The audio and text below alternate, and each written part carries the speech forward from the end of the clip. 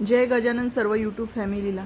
तुम्हाला जर हा प्रश्न पडत असेल की उद्या सकाळी भाजी काय बनवायची, तर ही भाजी तुम्ही एकदा नक्की ट्राय करून बघू शकता।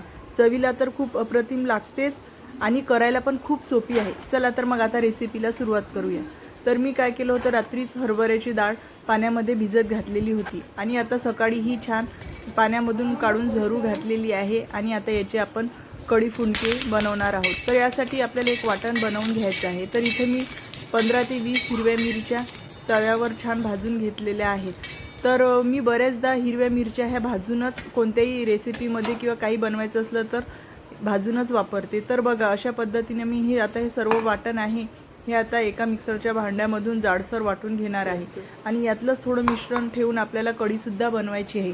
तर तिखट तुम्ही तुमच्या आवडीनुसार यामध्ये कमी जास्त करू शकता। तर बघा आता हे वाटण झाल्यानंतर याच मिक्सरच्या भांड्यामध्ये आपल्याला ही डाळ जी आहे ती आता मिक्सरमधून बारीक वाटून घ्यायची आहे। तर आता थोडी थोडी डाळ घेऊन मी या मिक्सरच्या भांड्यामधून छान बारीकसर अशी वाटून घेणार आहे। तर बघा अशा पद्धतीने आता हे भांड्यात आपल्याला मिक्सरच्या भांड्यामधून वाटून घ्यायची आहे। तर इतकी ही अशी बारीक आपल्याला मिक्सरमधून डाळ वाटून घ्यायची आहे। थोडीसं रवाळ स्ट्रेक्चर ठेवायचं आणि छान अशी ही डाळ बारीक याच्यामधून वाटून घ्यायची आहे। तर बघा आता अशाच पद्धतीने मी सर्व डाळ या मिक्सरच्या भांड्यामधून छान बारीक वाटून घेणार आहे। तुम्हाला किती प्रमाणात बनवायचं आहे त्यानुसार तुम्ही ही याच्यामध्ये डाळ घेऊ शकता। मी साधारणतः 2 वाट्या डाळीचे इथं हरभऱ्याचे डाळ भिजू घालून त्याचे मुटके बनवत आहे। तर आता याच्यामध्ये मी 2 बारीक चिरलेले हिरवे कांदे घालून घेतलेले आहेत।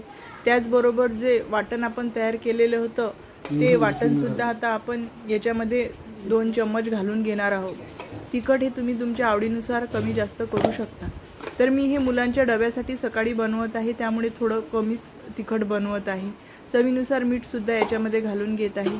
माझ्या मुलांना सुद्धा ही रेसिपी म्हणजे हा पदार्थ खूप जास्त आवडतो, तर मी त्याच्या डब्यामध्ये सुद्धा देत आहे। तर बघा आता याच्यामध्ये मीठ घातलेलं आहे। त्याचबरोबर आपल्याला याच्यामध्ये थोडीशी हळदसुद्धा घालायची आहे, त्यामुळे चव तर छान येणारच पण कलरसुद्धा छान येणार आहे या फुंक्यांना।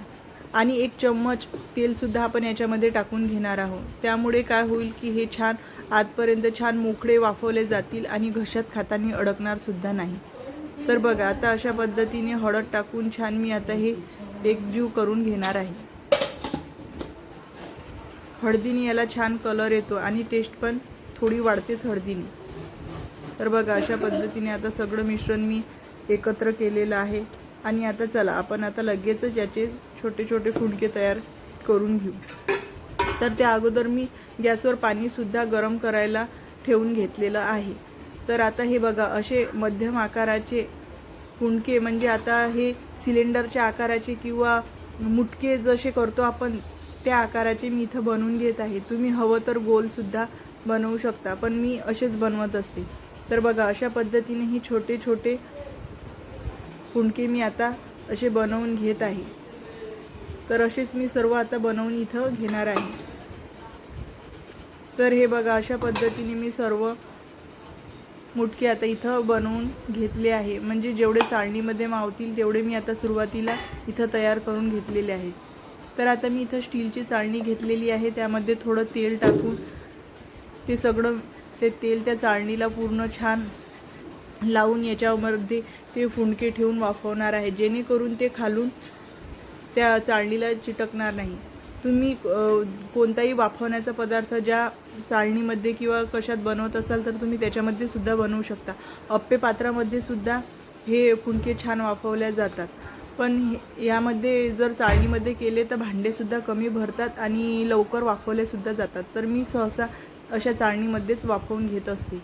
तर बघा असे या चाळणीमध्ये जेवढे फुंके मावतील तेवढे मी याच्यामध्ये ठेवून घेतलेले आहेत आणि आता आपलं पाणीसुद्धा छान कडकडीत गरम झालेलं आहे, पाण्याला छान उकळी आलेली आहे। तर आता या गंजावर आपण ही चाळणी ठेवून घेणार आहोत आणि फुल गॅसवरच आपल्याला 7 ते 8 मिनिटासाठी हे फुंके छान वाफवून घ्यायचे आहेत। खूप जास्त वेळ या फुंक्यांना वाफवायला लागत नाही, खूप लवकर हे बनतात। 7 ते 8 मिनिटात छान व्यवस्थित हे फुंके आपले बनून तयार होतात। तर हे बघा आता इथं 7 ते 8 मिनिटं झालेले आहेत। आता आपण फुंके आपले वाफवल्या गेले की नाही आपण ते बघूया. तर आता समजा तुम्हाला चेक करायचं असेल तर तुम्ही आता अशा पद्धतीने हे फुंके चेक करू शकता, म्हणजे तुम्हाला समजून जाईल की हे फुंके आपले वाफवले गेलेले आहेत की नाही. तर बघा मी इथं चाकू याच्यामध्ये टाकून बघितलेलं आहे, पण कुठंच या चाकूला हे मिश्रण चिपकलेलं नाही. छान चाकू हा एकदम प्लेन बाहेर येत आहे. तर समजून घ्यायचं की आपले फुंके छान इथं तयार झालेले आहेत. तर बघा आपले आता हे गरमागरम फुंके झालेले आहेत आणि याच्यासोबत मी गरमागरम कढी केलेली होती.